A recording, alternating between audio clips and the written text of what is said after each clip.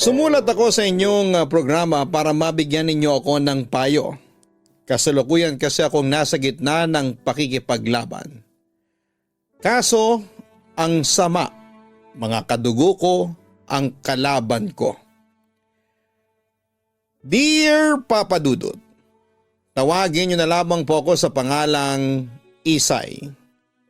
Nang mamatay ang mama ko ay masasabi kong naging kalbaryo na ang buhay ko. Ang aking ama kasi ay lantaran ng pagiging favoritism sa aking kakambal na si Luz. Para sa kanya ay siya lang ang maganda, matalino at siya lang ang aasenso sa buhay. Samantalang ako ni minsan papadudot ay hindi ako nakatikim ng papuri mula sa papa ko. Kaya tuloy nabuhay ako ng may galit at inggit sa aking dibdib. Katulad na lamang isang gabi habang naghahapunan ng buong pamilya. Ang topic ay ang pagkakapromote ni Luz sa trabaho bilang general manager ng isang publishing house. Bukod pa roon ay maraming mga kumpanyang gustong ipirate sa Luz dahil sa kanyang magandang college records and experience. Sa madaling salita ay pinag-agawan si Luz ng mga magagandang kumpanya. Isay, hindi ka ba naiinggit sa kapatid mo? Tingnan mo, matalino na, maganda pa. Pinag-aagawa ng mga kumpanya. Bakit ikaw hindi? Tila may halong pangiinsultong wika ni Papa sa akin. Hindi lamang ako kumibo noon dahil ayaw kong magsimula ng away ng dahil lamang doon. Nagpasensya pa rin ako, Papa Dudut. Samantala'y nagpatuloy si Luz sa pagiging bida-bida. Basta pa, kahit na anong trabaho ipapasukin ko basta reasonable ang sweldo para naman madagdagan pa ang perang panggastos natin. At saka para matupad na rin yung mga pangarap ninyong negosyo. Nako, salamat anak. Napakaswerte ko at ikaw ang naging anak ko.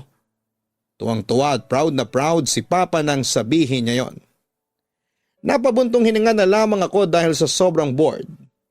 Pagkatapos ay pinagpatuloy ko na lamang ang paghahapunan. Ikaw Isay, ano nang balita sa iyo? Seryoso at tila nanunuring tanong ni Papa sa akin. Kailan ka ba makakahanap ng trabaho? Ilang buwan ka nang tambay dito? Paninita pa niya sa akin. Pasensya na po pa. Hindi po kasi ako sineswerte sa ngayon. Pero wag po kayong mag-alala. Makakatulong din po ako sa inyo. Sinusubukan ko namang maging kalmado ng mga sandaling yon. Hanggang kailan ka maghihintay sa sinasabi mong swerte? Ang tagal ko na naghihintay sa pag-asenso mo. Bakit parang hindi ko nararamdaman yung pagsisikap mong maghanap ng trabaho? Tanong pa ni Papa sa akin. Pa, ginawa ko naman po ang lahat. Giit ko sa kanya. Ang sabihin mo, walang tumatanggap sa iyo kasi puro bagsak ang nasa transcript of records mo. Pangiinsulto niya sa akin. Siyempre pumalag naman ako. Wala naman pong ganyanan pa. Ngunit hindi nagpapigil si Papa sa panglalait sa akin. Inuuna mo pa kasi ang paglalandi at paglalakwatsa. Kaya anong kinalabasan mo? School kamote. Bakit hindi mo tularan ang kakambal mo? Ayan, bukod sa maganda na may utak pa. Ikaw, maganda ka lang pero walang utak. Wala nang chill si Papa nung mga sandaling yon. Sa puntong yon ay sumabog na ako. Pa, wag niyo naman po akong insultuhin lalo na sa harapan ni Luz. Bakit hindi ba totoo? Hirit pa sa akin ni Papa. Samantala ay pumagitna na rin si Luz sa amin. Inawat niya si Papa sakaling magkainitan at magpa siya itong lapitan ako para pagbuhatan ng kamay. Pero hindi ako nagpatinag kay Papa. Ayun na naman po kayo pa. Nagsisimula na naman kayong ikumpara ko kay Luz. Galit kong sabi sa kanya. Totoo lang naman ang sinasabi ko. Ngayon kung nasasaktan ka sa mga sinasabi ko sa iyo, magsikap ka. Hindi yung puro paglalandi lang yung ginagawa mo. Pag-aakusa niya sa akin. Ngunit sa halip na sagutin pa si Papa, ay nagpa siya na lamang akong magparaya. Pa, bakit ba ganyan ang trato ninyo sa akin? Anak niyo po ba ako? Tanong ko pa sa kanya habang umiiyak.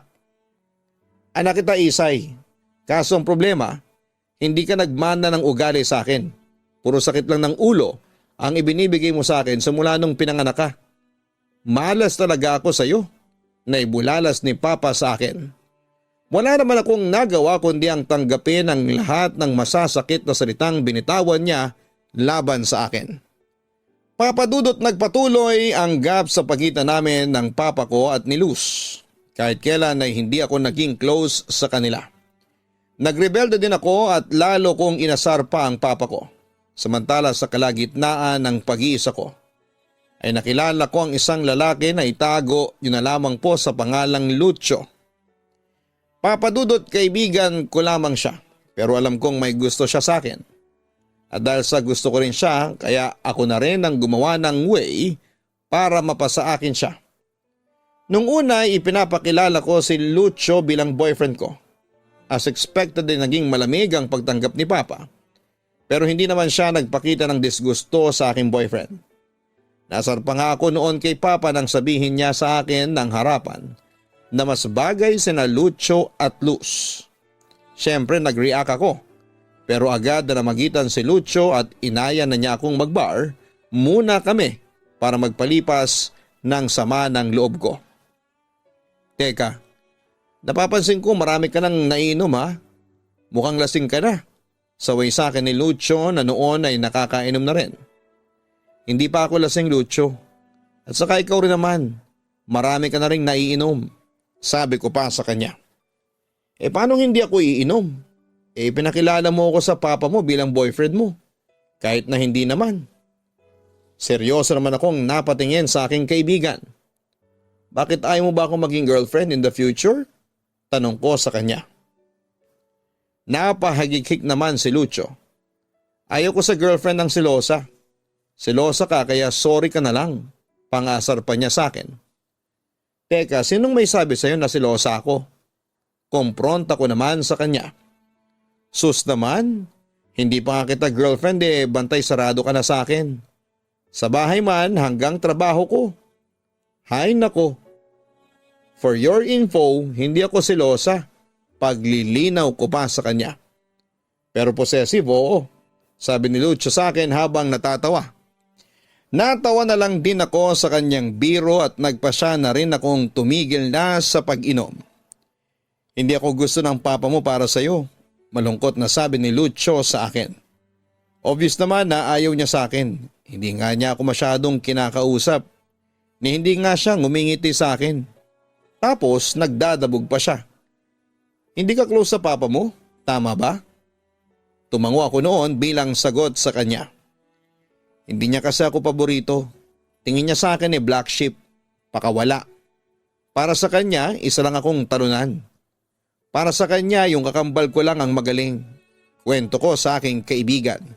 Speaking of kakambal, yun pala si Luz. Maganda rin pala siya katulad mo.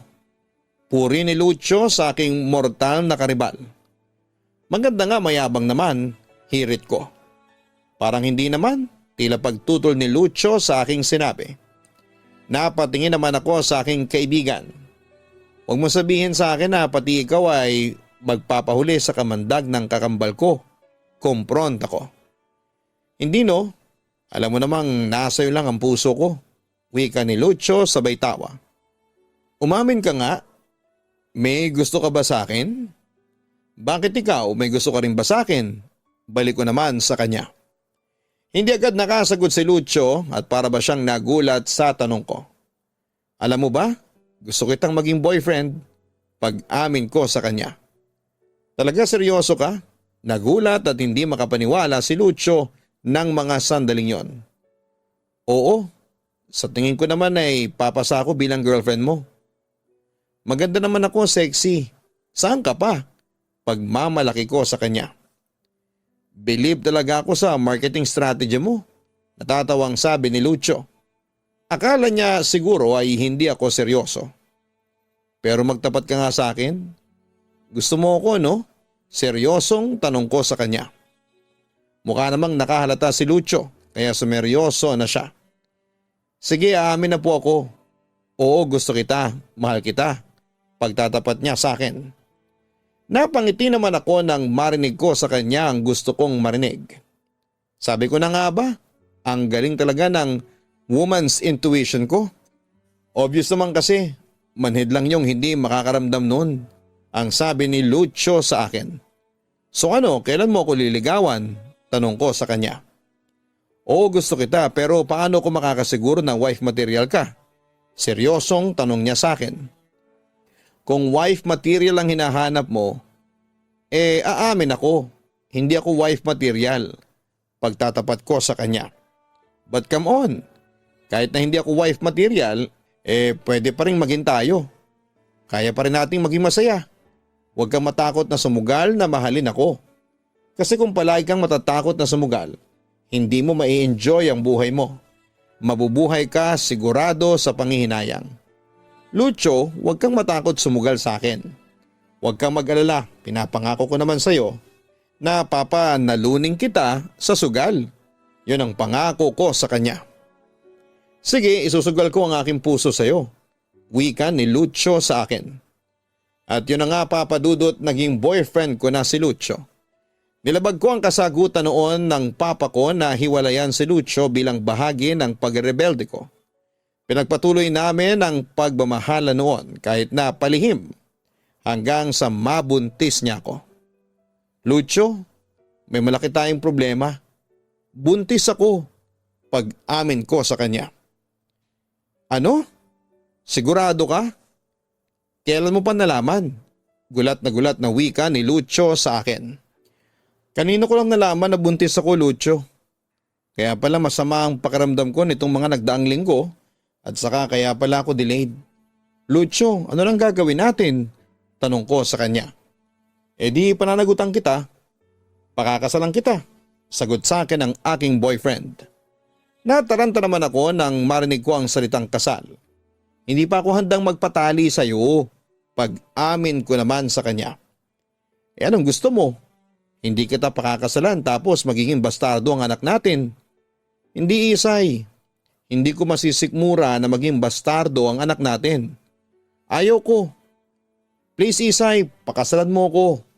Pag-aaya niya sa akin, papadudot. Lucio, sinasabi ko na sa iyo, di ba? Hindi ako wife material. Paalala ko sa kanya. At saka ayaw kong magpadalos-dalos ng desisyon. Ibang usapan na kasi ang pagpapakasal. Paliwanag ko pa sa kanya. Paano na ang papa mo? Sigurado ko na ipapakasal din nila tayo.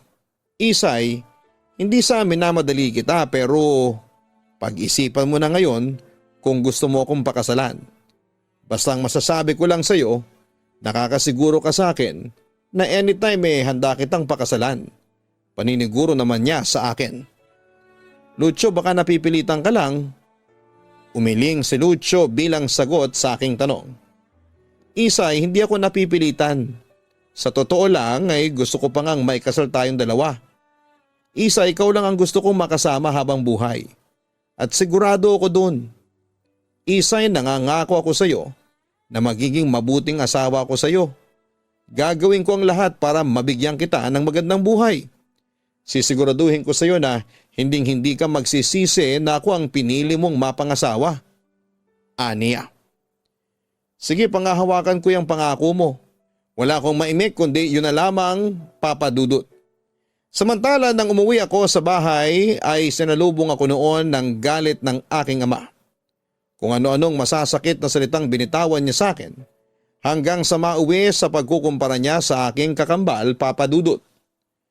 Ikaw, Isay, kahit kailan talaga, sakit ka ng ulo sa akin. Alam mo, pinagsisisihan kong naging anak pa kita. Ang bobo-bobo mo. Imbis na utang ang pinapairal mo ay puro kalandian lang. Ngayon, buntis ka. Ano nang gagawin mo, ha? Sigurado ako na kawawang magiging anak mo kasi alam kong hindi ka magiging mabuting ina. Sabi pa sa akin ng aking ama.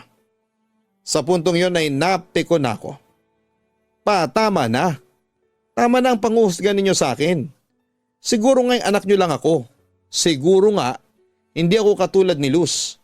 Pero wala pa rin kayong karapatan na husgahan ang pagkatao ko. Wala kayong karapatan na tawagin akong bobo na ibulalas ko. Ngunit hindi tumigil si Papa sa panlalait sa akin. Walang-wala ka sa kalingkingan ng kapatid mo. Si Luz, tingnan mo. Asenso na siya. Ikaw, wala kang narating. Hindi ka ba nahihiya sa sarili mo? Tapos heto ka ngayon, idadamay mo pang magiging anak mo sa kahihiyan mo? Sabi pa niya sa akin. Papa Dudut, dahil sa galit ay pinalayas ako ng papa ko at itinakwil. Wala akong nagawa noon kundi ang sumama na lamang kay Lucio. Pero masaya na rin ako at nangyari yon dahil natahimik noon ang buhay ko. Nagpakasal kami ni Lucio. Pagkatapos ay nakapagtrabaho si Lucio pero kontraktwa lang.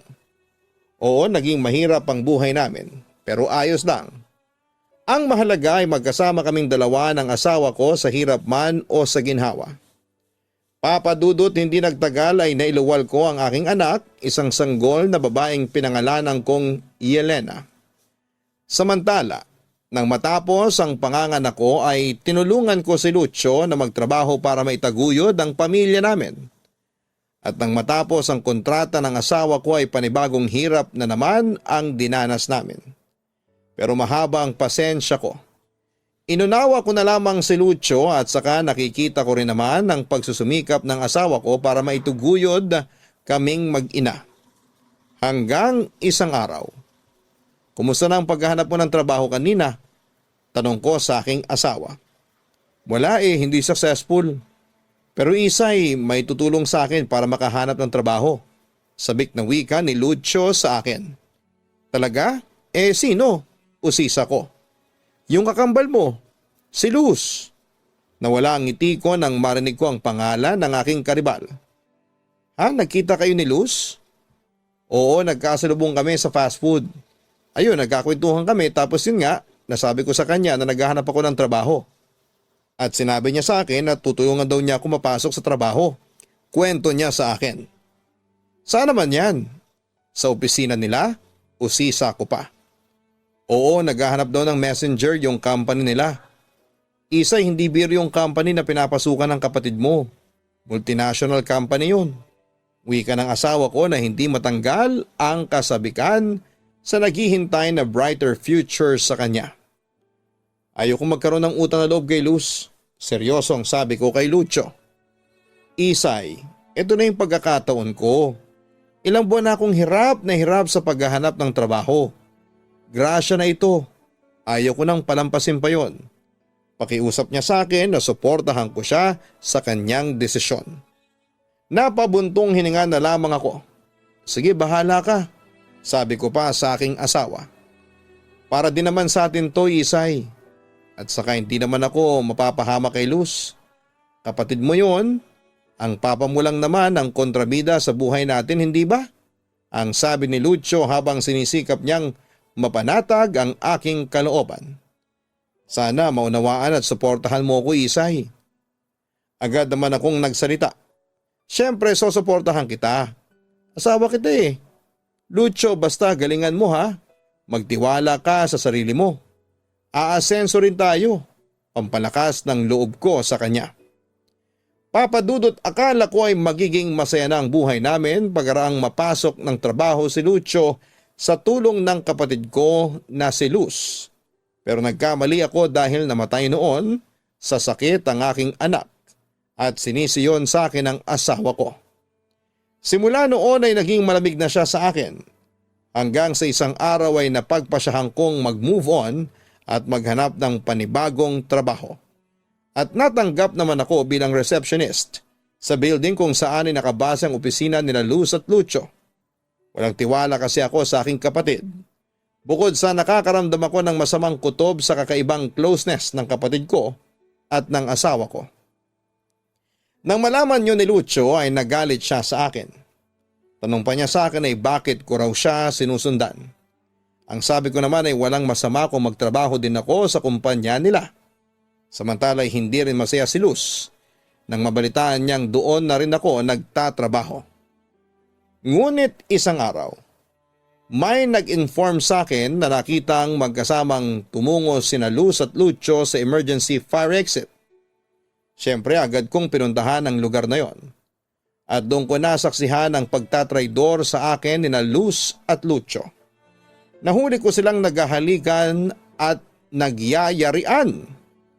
Hindi ako makapaniwala noon, Papa Dudut, kasi sa dinami-raming lugar na pwedeng paglabasan ng init ng katawan ay doon pa talaga sa opisina. Papa Dudut, sobra talaga akong nagimbal sa aking mga nakita. Sabi ko na nga ba inaahas ninyo akong dalawa. Mga hayop kayo, hysterical na sigaw ko sa kanila.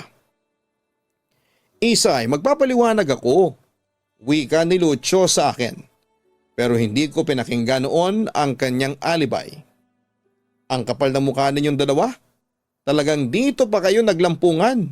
Mga wala kayong kahihiyan. Pagpapatuloy ko. Isay, please. Huwag ka na magskandalo dito. Saway sa akin ang aking asawa. Samantala'y bumaling naman na ako sa aking kakambal. At ikaw, Luz, sa dinami-rami ng pwedeng landiin ay asawa ko pang nilandi mo. Akmang lulusubing ko na si Luz para sa bunutan, ngunit agad akong napigilan ni Lucio. Isay, nagmamahalan kami ng asawa mo, sabi pa niya sa akin.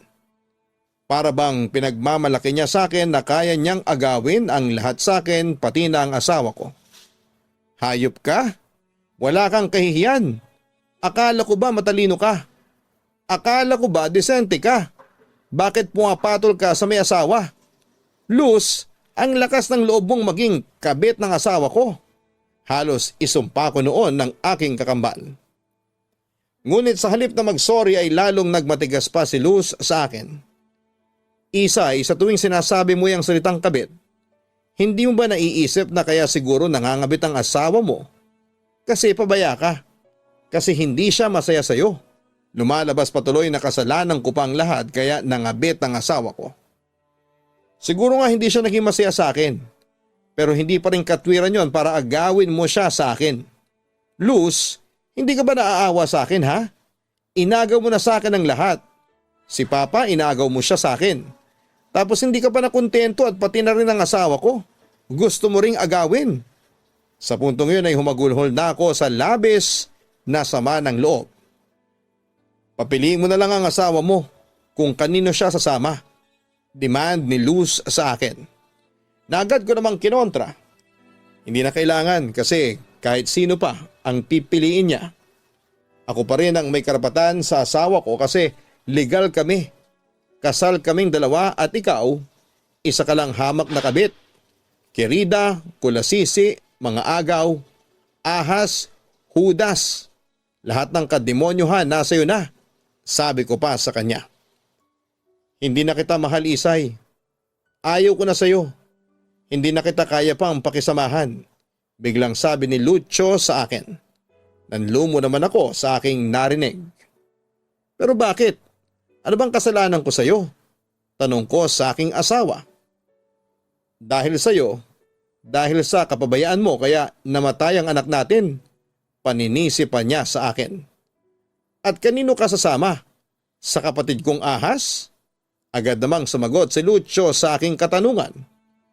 Oo, kasi siya ang mahal ko.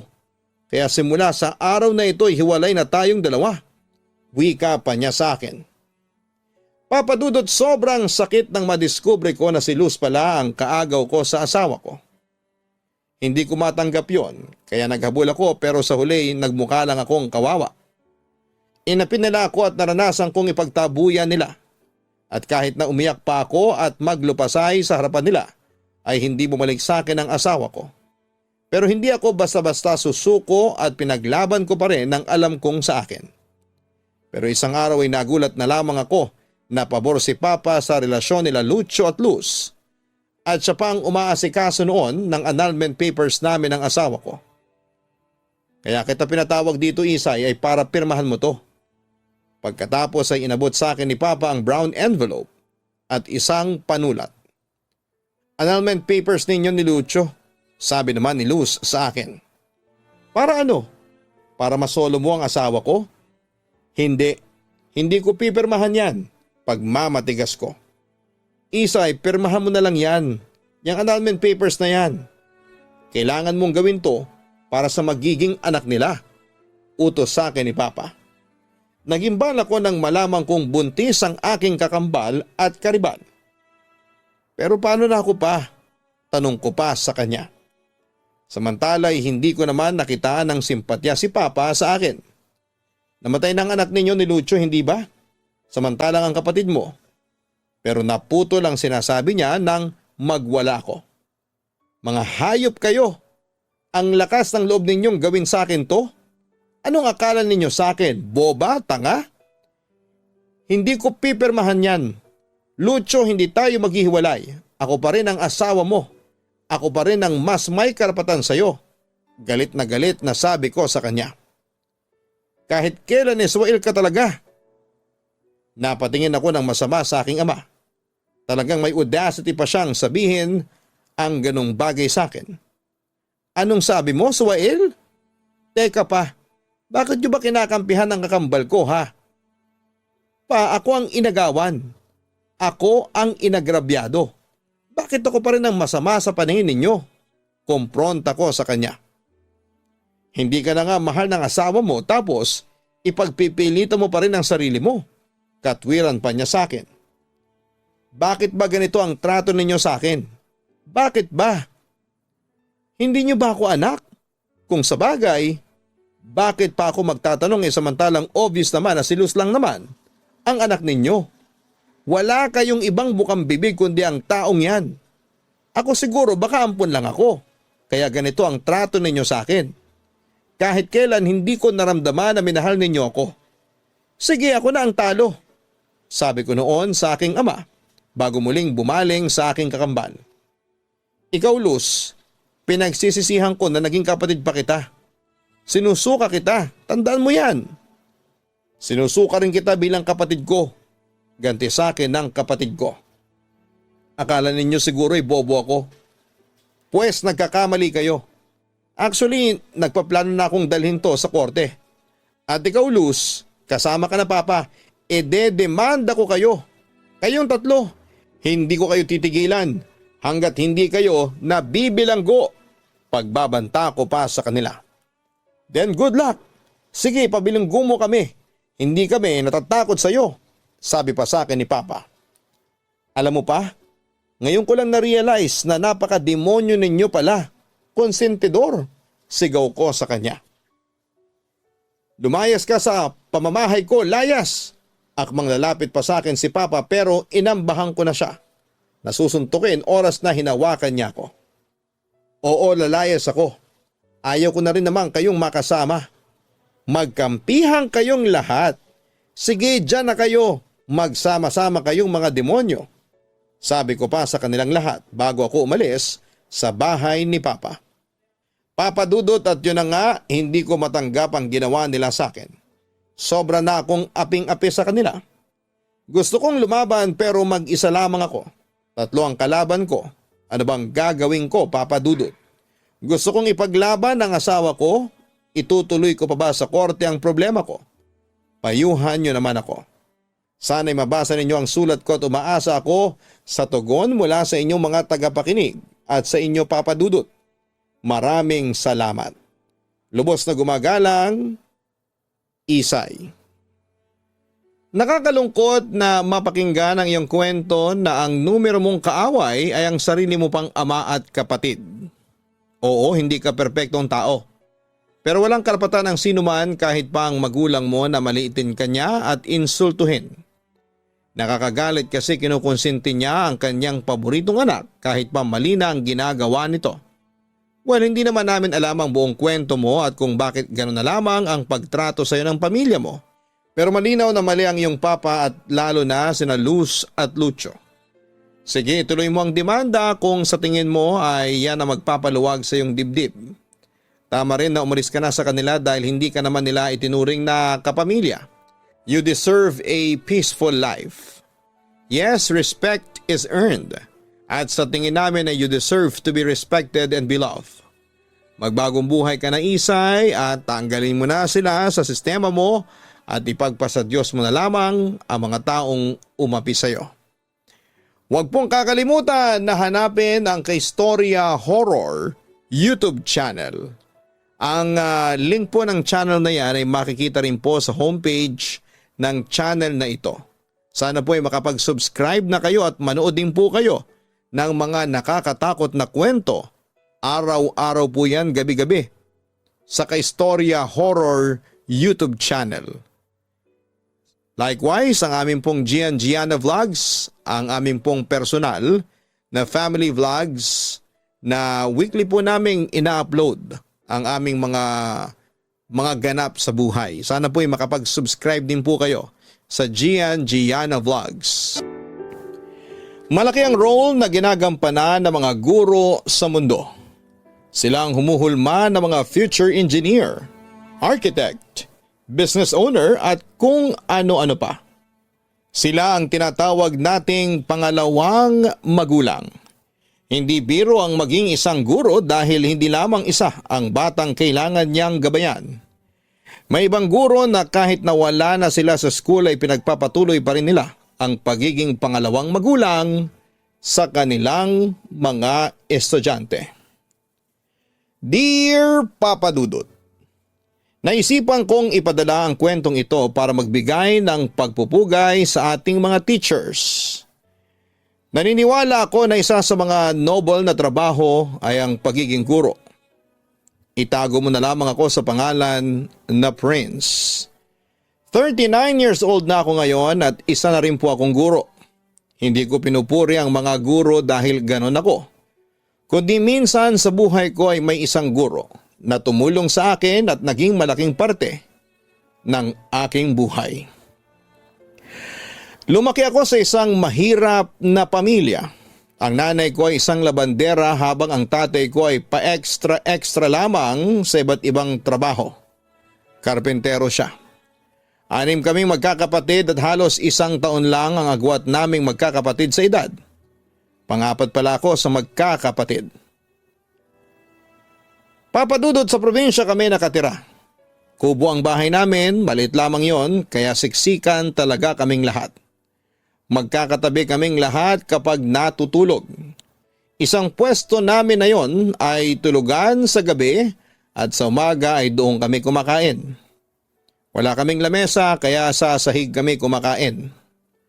Madalas akong mabuli sa school nung elementary ako dahil sa palagi akong pumapasok sa school na gusot ang damit. Bukod doon ay isa pang reason kung bakit ako nabubuli ay dahil sa pagiging malambot ko. Marami papadudot ang nagsasabi na bakla ako dahil sa pagiging malamya ko at parang babae raw akong magsalita. Alam ko sa sarili ko na kahit na ganoon ako kumilos at magsalita ay hindi po ako bakla. Doon naniniwala ako na walang masama sa pagiging bakla. Lalo na kung wala kang tinatapakang tao. Kahit ang sarili kong pamilya ay naniniwala na bakla ako. Yun ay dahil hindi pasok ang kilos ko sa pamantayan nila ng pagiging totoong lalaki. Ang pag-aakala nilang bakla ko ay ang dahilan din kung bakit madalas akong mabugbog ng aking nanay at tatay. Dati akala ko kapag may nangaapi sa akin at magsusumbong ako sa kanila ay ipagtatanggol nila ako. Dahil sila ang magulang ko pero hindi ganon ang nangyari. Nagagalit pa sila kapag umiiyak akong umuwi sa bahay at nagsusumbong sa kanila. Kasalanan ko raw kung bakit ako inaaway dahil lalambot-lambot daw ako. Maging sa lugar na kung saan ako nakatira ay bakla ang tingin sa akin. Kapag nakikita ako ng ibang nanay o tambay ay inuutusan nila akong sumayaw o magmodel pero hindi ko na lamang sila pinakikinggan at hindi ko sila sinusunod. Kaya masasabi ko na hindi naging magandang childhood ko, Papa Dudut. Wala po akong kaibigan at ang tingin sa akin ng mga kaklase ko ay basura. Naging biktima ako ng bullying at busog ako sa bugbog sa aking nanay at tatay. Alam ko na parang pang teleserye ang buhay ko sa dami ng mga pagsubok na pinagdaanan ko. Pero sa kabila ng lahat ng yon ay naniniwala pa rin ako na hindi habang buhay ay ganon ang aking buhay. Mataas ang pangarap ko hindi lamang para sa aking sarili, kundi para na rin sa aking pamilya. Buong elementary ko ay wala akong naging kaibigan, Papa Dudut. Kahit papaano'y nasanay na ako sa pambubuli sa akin ng lahat. Kung dati ay palagi akong umiiyak, nasanay na ako na huwag pansinin ang mga sinasabi ng mga tao sa akin. Hindi na rin ako nagsusumbong sa mga magulang ko kasi alam ko na kapag ginawa ko yon ay papagalitan o bubugbugin lamang nila ako. Nasa utak ko na noong bata pa lamang ako na hindi na ako magkakaroon ng kaibigan. Tinanggap ko nang walang magkakaroon ng interes na kaibigan ako kaya alam ko nang magiging forever alone ako. Pero hindi pala. Mali pala ako, Papa Dudut. Nang pumasok na ako sa first year high school, ay may isang transfer student na babae na unang kumausap sa akin. Si Olga. Naging magkatabi kami noong first day ng school at ako ang kinausap niyang una. Ang akala ni Olga ay bakla ako dahil sa kilos ko, pero ang sabi ko sa kanya ay hindi ako ganun. Talagang malambot at malamya lang akong kumilos. Tapos ang payat ko, kaya madalas ay mapagkamalan akong bakla at kapag sinasabi ko na hindi ako bakla, ay wala namang naniniwala. Tanging si Olga lamang ang unang naniwala sa akin, Papa Dudut. Napakasaya ko nang maging magkaibigan kami ni Olga. Nagkaroon ako ng tagapagtanggol sa mga nambubuli sa akin. Kapag may nanunukso sa akin, ay si Olga ang nangaaway sa kanila. Olga, hindi mo naman kailangan na makipag-away ng dahil sa akin. Sanay na ako sa kanila. Elementary pa lang ay binubuli na nila ako. Minsan ay sabi ko kay Olga, kaya nga palagi kang tinutokso kasi hindi ka lumalaban. Alam mo, dapat ipakita mo rin sa kanila na hindi okay sa'yo ang ginagawa nila. Dapat lumalaban ka rin minsan. Ang payo ni Olga sa akin. Umiiwas kasi ako sa gulo. Saka alam ko na hindi totoo ang sinasabi nila tungkol sa akin. Baka kapag nilabanan ko sila, isipin nila na guilty ako. Baka mas lalo nila akong tuksuhin. Pagpapaliwanag ko. Magkaiba talaga tayo ng opinyon sa ganyang bagay. Pero hayaan mo, ngayong magkaibigan na tayo, ay ako nang magiging tagapagtanggol mo. Turan pa ni Olga. Hindi ko talaga inakala na magkakaroon ako ng kaibigan, Papa Dudut. Kaya talagang pinapahalagahan ko ang friendship namin ni Olga. Kami ang palaging magkasama at mas lalo akong tinukso dahil sa babae ang kaibigan ko. Dapat daw kapag lalaki ka, lalaki rin ang kaibigan at mga kasama mo. Third year high school ako nang maging advisor namin si Ma'am Donna. Sa pagkakaalala ko ay 48 years old na siya ng time na yon. Naging subject teacher na namin siya noong second year high school, kaya kahit papaano ay kilala ko na siya. Masayahin si Ma'am Donna, Filipino ang subject na itinuturo niya sa akin.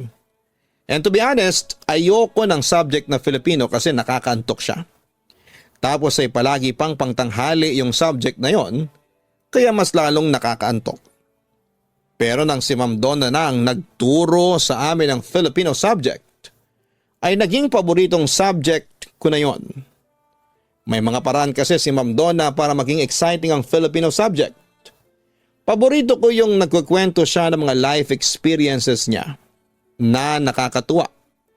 Sa ganoong paraan ay nakukuha niya talaga ang atensyon ng mga estudyante niya para makinig sa kanya.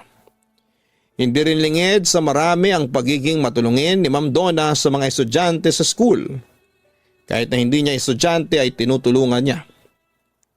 Naalala ko ang unang beses na tinulungan ako ni Ma'am Donna. Absent noon si Olga at tinukso ako ng mga kaklase ko dahil sa marumi at gusot ang damit ko. Wala kasi kaming plancha sa bahay, Papa Dudut. Tapos dalawa lang ang polo ko. Kaya minsan ay 2 o 3 beses kong sinusuot ang polo ko. Nakakatawa nga kasi labandera ang nanay ko pero hindi siya nakakapaglaba ng madalas sa bahay. Mas naipaglalaba pa niya ang ibang tao kesa sa amin. Pero naiintindihan ko yon kasi trabaho yon ng nanay ko.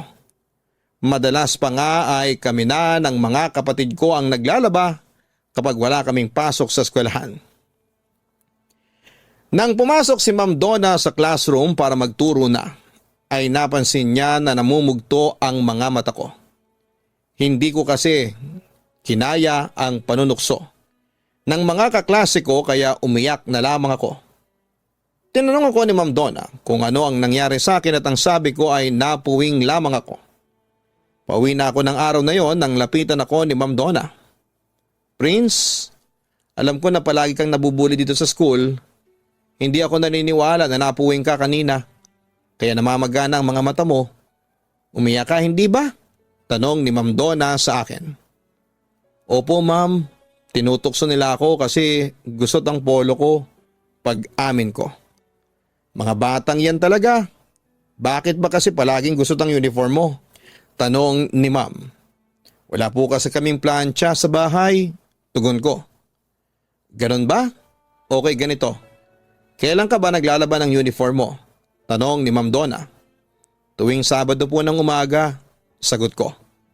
Nagsuggest si Ma'am Donna na tuwing Linggo ay pumunta ako sa bahay nila. Daling ko raw ang mga uniform ko at doon ko planchahin. Nang sa ganon ay hindi na ako tuksuhin. Huwag daw akong mag-alala dahil hindi niya ako sisingilin. Libre daw yon. Alam ko na mabait at matulungin talaga si Ma'am Donna pero hindi ko ine-expect na pati ako ay tutulungan niya. Sobra akong nagpasalamat kay Ma'am Donna dahil sa offer niyang yon papadudot. Kaya naman simula noon, tuwing Linggo ay nagpupunta ako sa bahay nila para makiplansya ng mga uniform ko.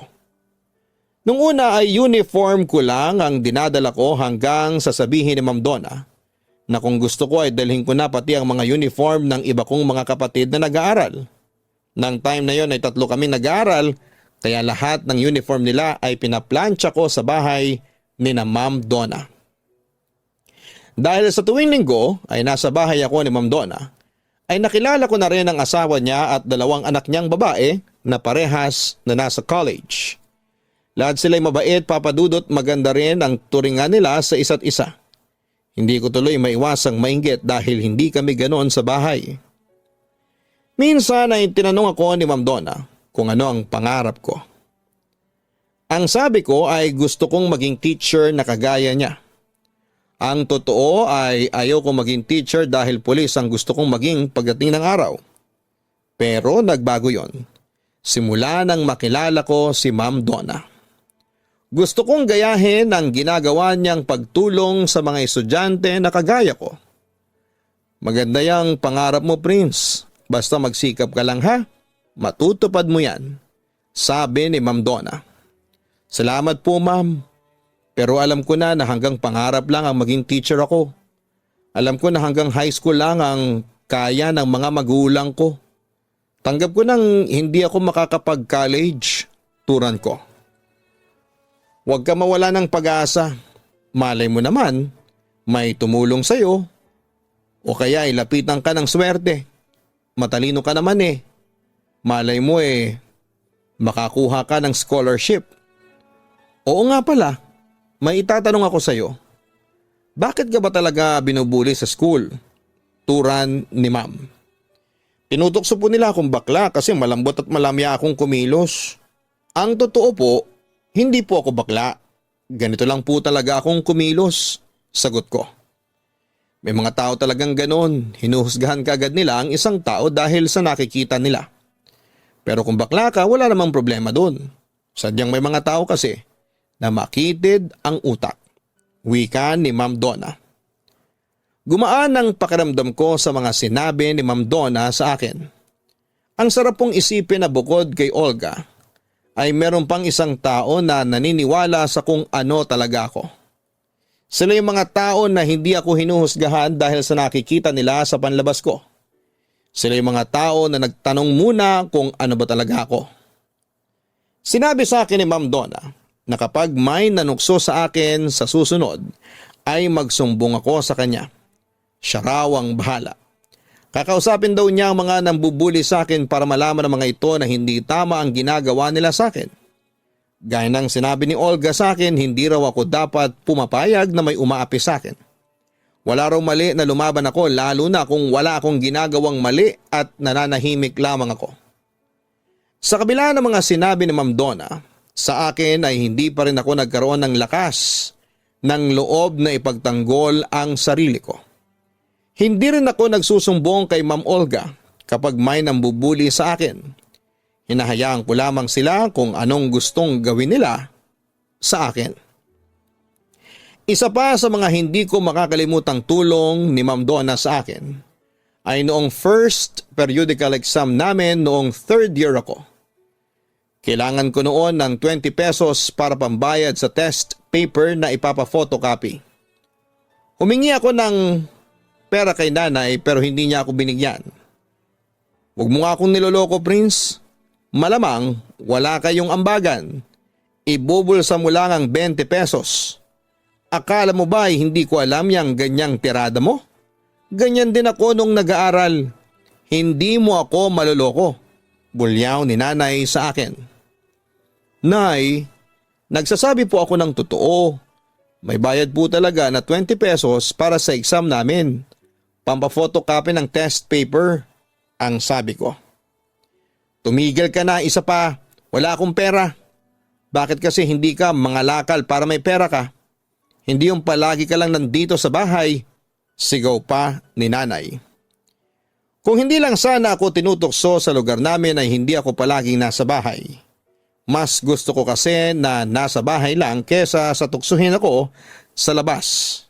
Kahit na walang ibinigay na 20 pesos si nanay sa akin ay pumasok pa rin ako sa school sa araw ng exam namin.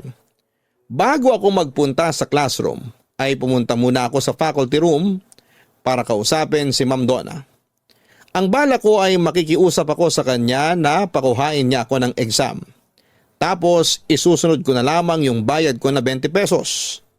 Nang sabihin ko yon kay Ma'am Donna ay hindi ko inaasahan ang naging sagot niya sa akin. Huwag mo nang intindihin ang pambayad mo. Ako nang magbabayad para sa test paper mo, ang sabi ni Ma'am Donna. Maraming salamat po, ma'am. Ang bait mo po talaga, ang naiiyak kong wika. Binigyan ako ni Ma'am Donna ng 20 pesos at bukod pa roon ay binigyan pa niya ako ng another 20 pesos nang malaman niya na 2 piso lang ang baon ko. Bumili raw ako ng nakakabusog na pagkain sa recess kasi mahirap mag-exam kapag gutom o walang laman ng sikmura. Kahit daw nag-review ako ay baka wala akong maisagot. Nang dahil sa mga tulong at kabaitan ni Ma'am Donna ay mas lalo akong nagkaroon ng kagustuhan na maging isang teacher na kagaya niya. Siyang naging inspirasyon ko para makapag-aral.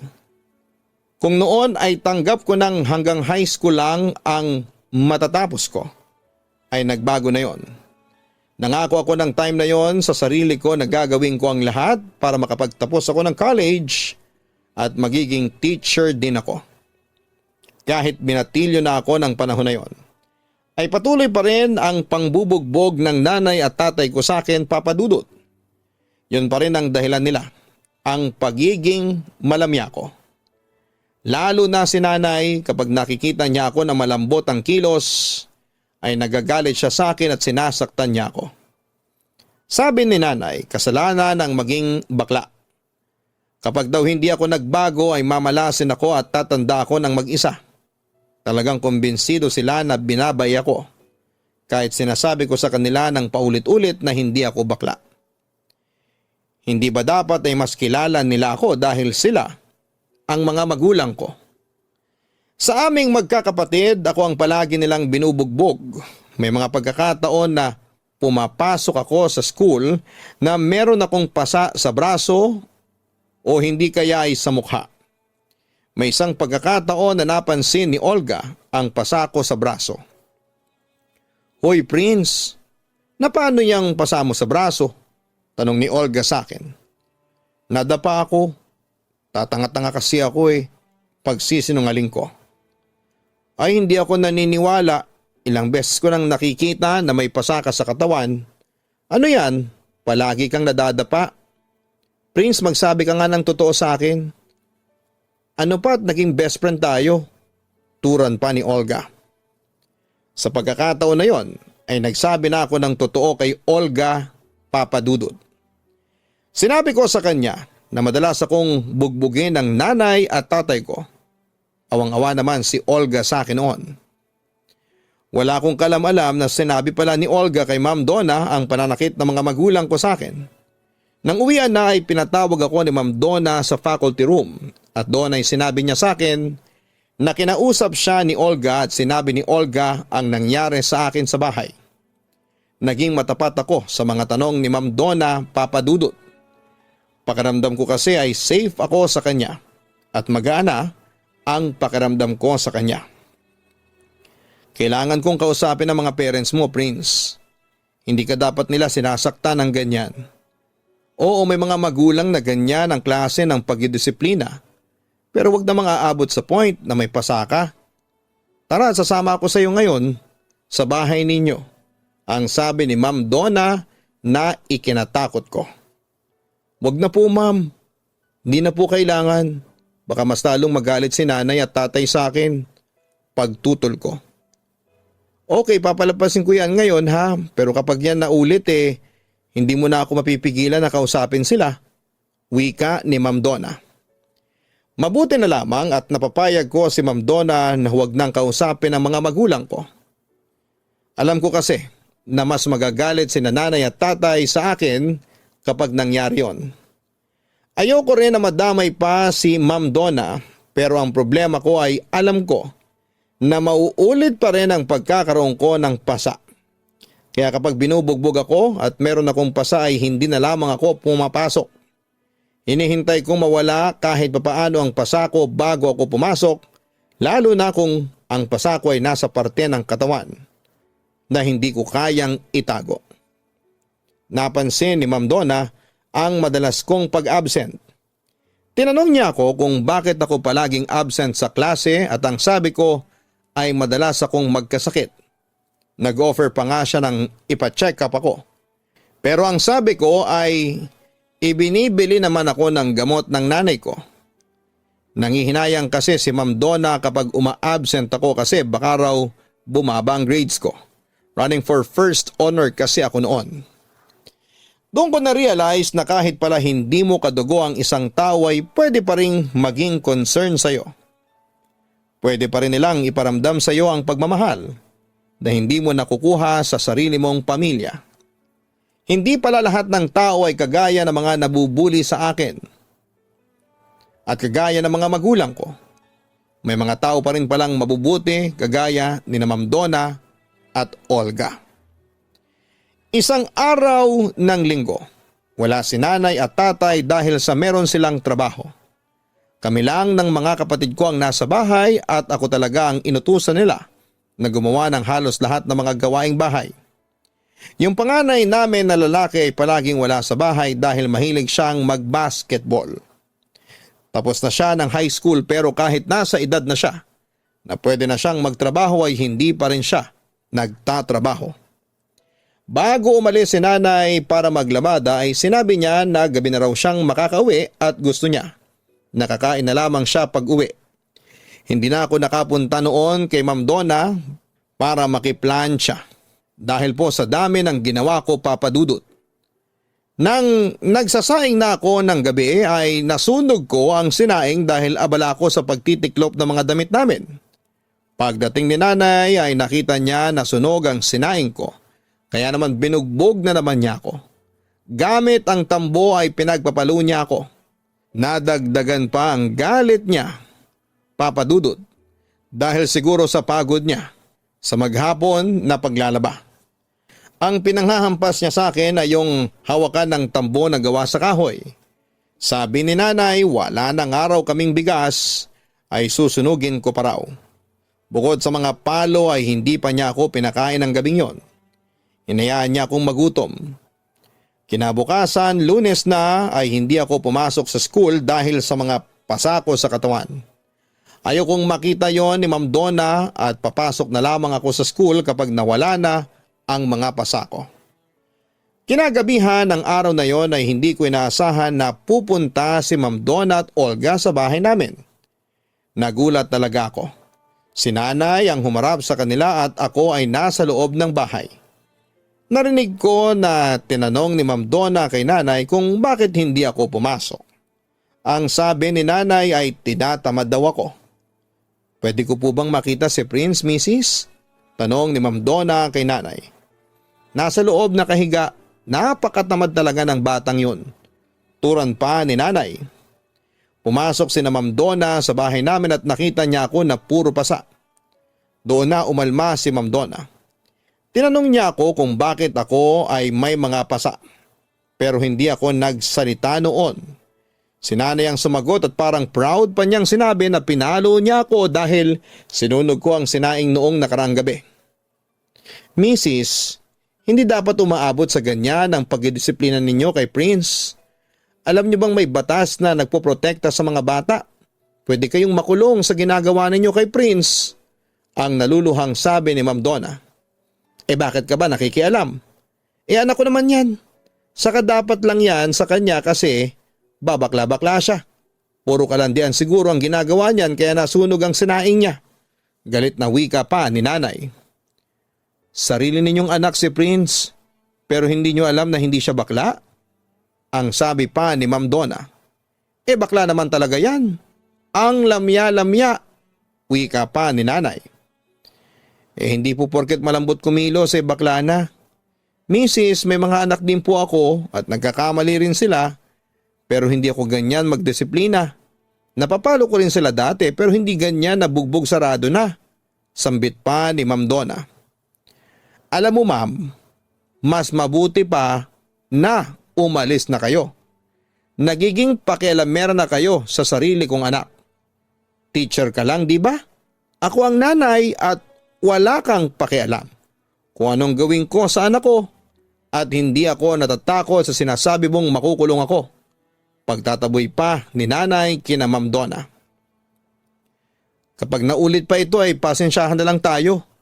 Matapang na tura ni Ma'am Donna bago sila umalis ni Olga. Pag-alis ni na Ma'am Donna ay pinagalitan pa ako ni nanay. Kung pumasok lang daw sana ako sa school ay hindi pupunta roon ang teacher ko. Hindi ko naman masabi sa kanya ang dahilan ko kaya hindi ako pumasok sa school ng araw na yon, Papa Dudut. Alam ko na hindi niya ako maiintindihan.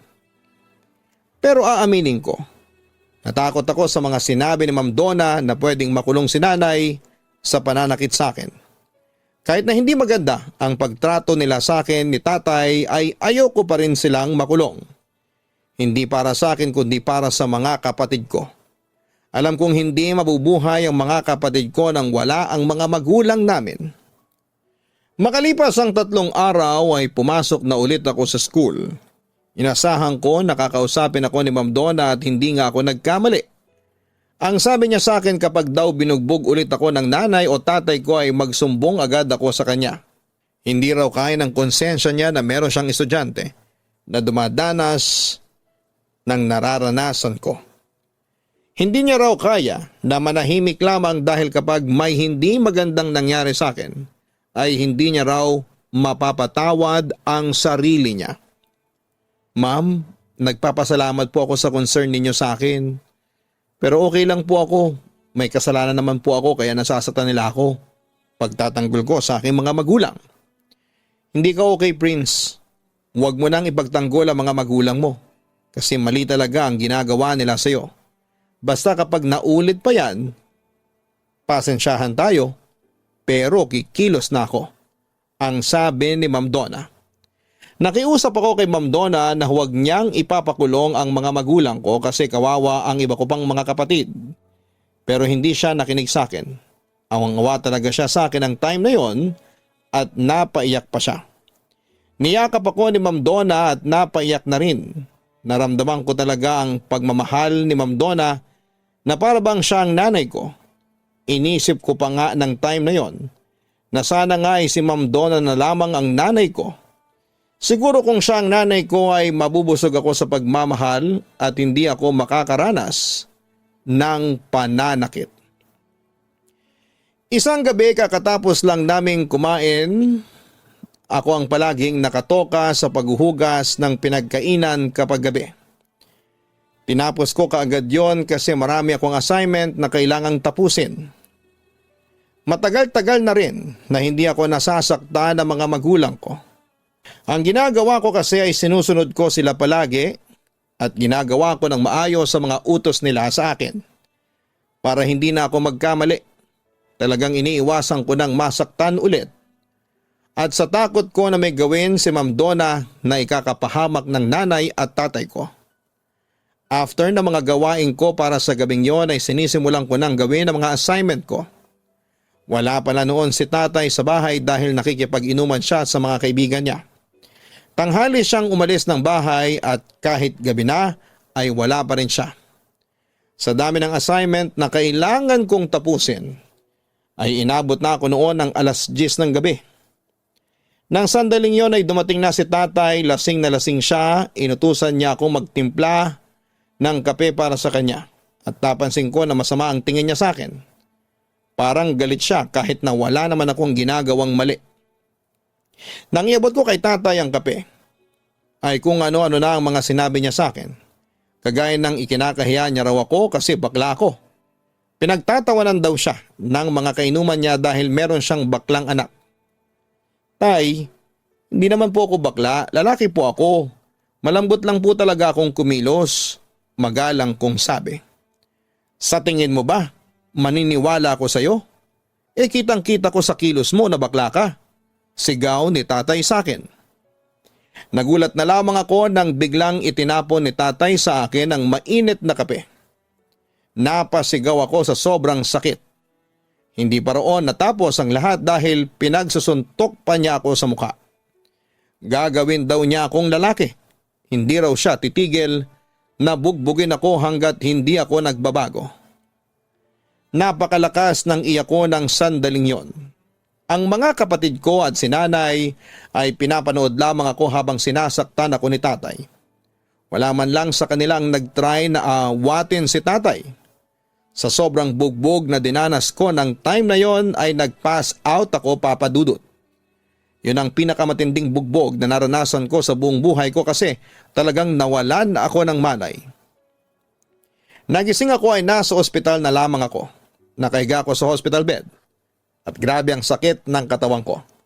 Takot na takot ako noon kasi akala ko talaga ay mamamatay na ako. Si Ma'am Donna ang unang dumalaw sa akin. Iyak siya ng iyak nang makita ang itsura ko kasi grabe talaga ang pasa at ubi ko noon sa mukha ko.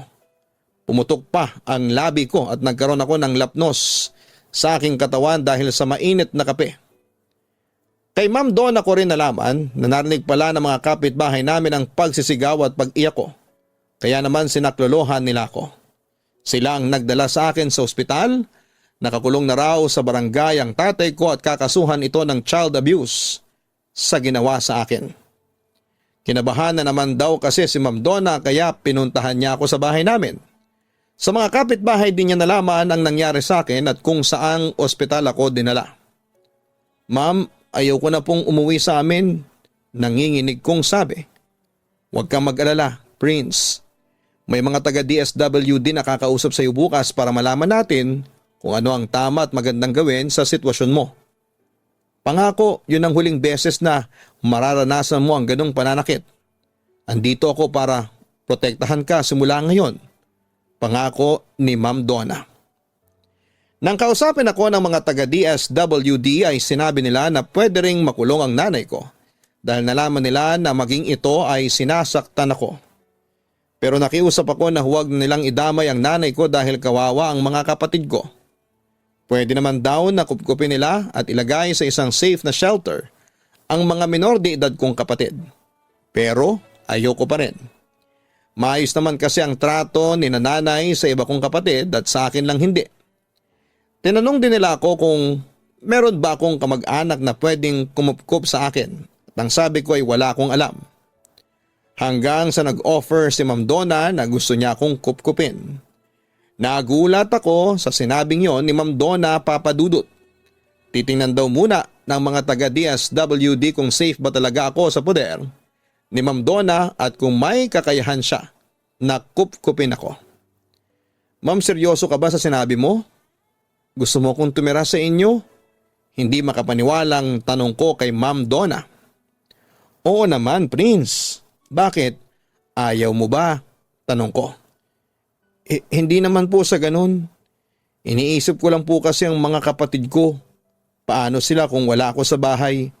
Baka hindi nila kaya. Turan ko.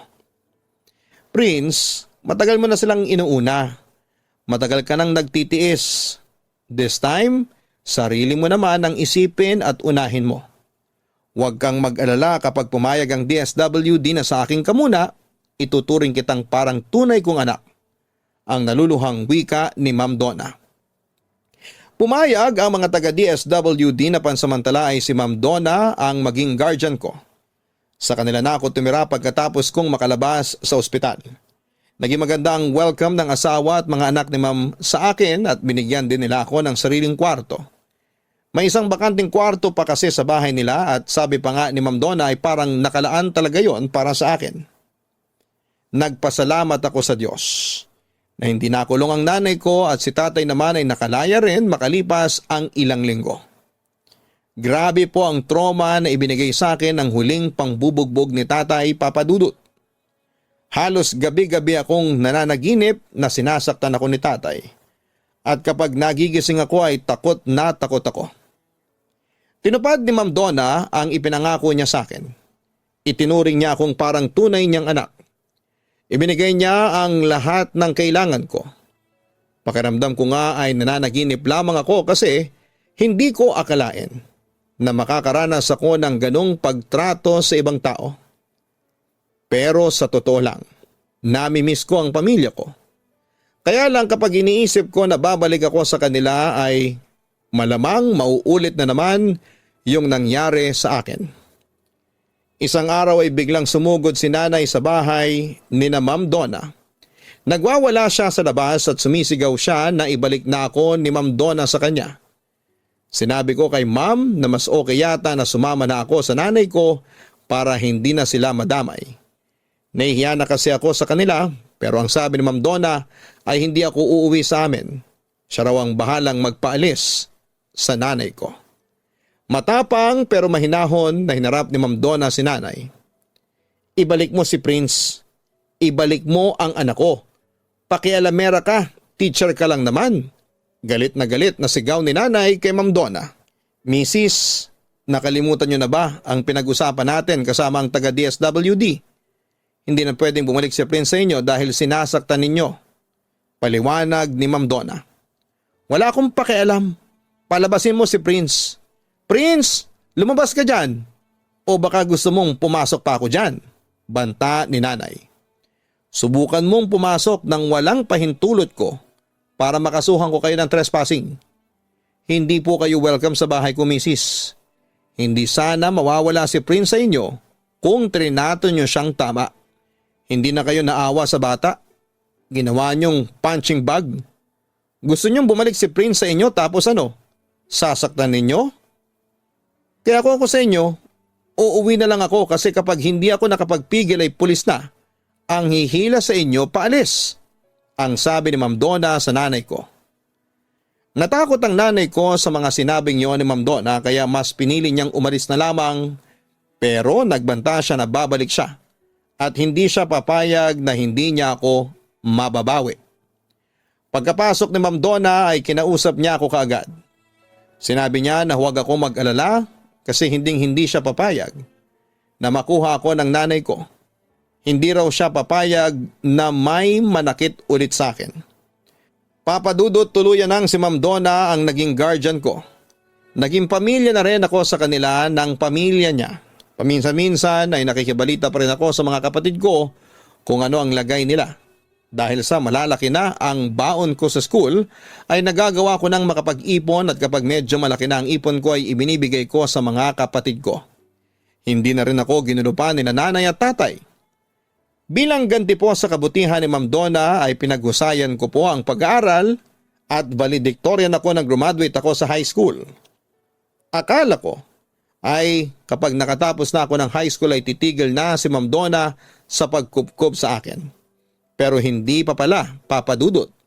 Sinabi niya na pag-aaralin niya ako ng college at kung gusto ko pa rin na maging isang guro na kagaya niya ay kasama ko siyang tutuparin ang pangarap ko na yon. Pinagbutihan ko ang pag-aaral ko at makalipas ang ilang taon ay naging ganap na akong guro kagaya ng dati kong pangarap. Nagtrabaho ako sa isang public school ng ilang taon at nang magkaroon ako ng offer na magtrabaho sa Thailand bilang teacher ay grinab ko na yon. Sa Thailand ay nakilala ko si Rowena na isang Filipinong guro doon.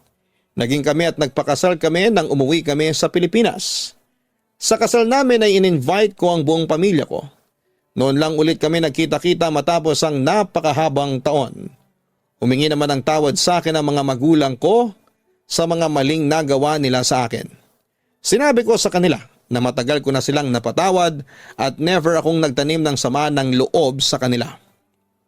Bumalik ako sa Thailand habang si Rowena ay nagtrabaho na lamang sa Pilipinas.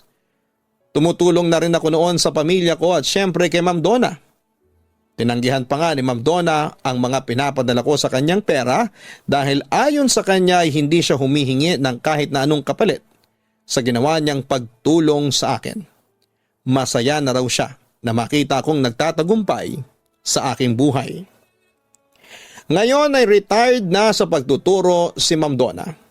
Tuluyan na rin akong umuwi sa Pilipinas at dito na rin po ulit ako nagtatrabaho. Paminsan-minsan ay nakikita pa rin kami ni Ma'am Donna. Kahit medyo may edad na siya ay malakas pa rin siya at wala akong ibang hiling sa Diyos, kundi ang bigyan pa siya ng mahabang buhay. Kung nakikinig man ngayon si Ma'am Donna, kahit ilang beses ko nang nasabi ito sa inyo, gusto ko pa rin na magpasalamat sa inyo at sa pamilya mo.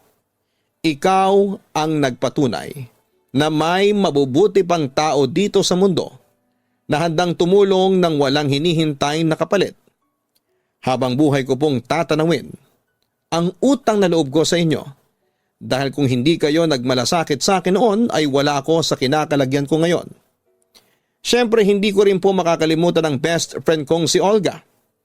Maraming salamat dahil kahit marami ang ayaw akong maging kaibigan, ay mas pinili mo pa rin na kaibiganin ako. Hanggang ngayon ay magkaibigan pa rin kami ni Olga, Papa Dudut. Naniniwala ako na marami pa rin kagaya ni Ma'am Donna sa mundo, Papa Dudut. Kaya kapag nakatagpo kayo ng taong kagaya niya, napaka-bless ninyo. Lubos na nagpapasalamat, Prince. Isang mahigpit na yakap para sa mga bata at kabataan na nakakaranas ng pang-aabuso mula sa sarili nilang pamilya o kahit sa ibang tao. Ipinagdarasal ko na sana ay magwakas ang inyong paghihirap at makamit ninyo ang hustisya na nararapat para sa inyo. Gawin ninyong motivation at inspiration ang nangyari sa inyo upang putulin ang hindi tamang paraan ng pagdidisiplina sa mga bata. Nakakatuwang isipin na sa mundo nating puno ng kaguluhan at kabi-kabila ang mga krimen, ay may mga tao pa rin ginintuan ang puso. Mga tao na handang tumulong sa iba nang walang hinihinging kapalit. Kung minsan kung sino pa ang hindi natin kadugo ay sila pa ang tutulong sa atin. Tunay na kahanga-hanga ang ating mga guro dahil bukod sa pamilya nila, ay inaasikaso rin nila ang kanilang mga estudyante. Kaya nararapat na irespeto at igalang natin sila bilang sukli sa unconditional love na ibinibigay nila sa atin. Hanggang sa muli, ako po ang inyong si Papa Dudut. Suportahan po ninyo ang Gianna Vlogs, ang aming weekly family vlogs. Likewise, ang aming pong Ka-Istorya Horror YouTube channel para po sa mga daily uploads ng mga nakakatakot na kwento. Maraming salamat po sa inyong lahat.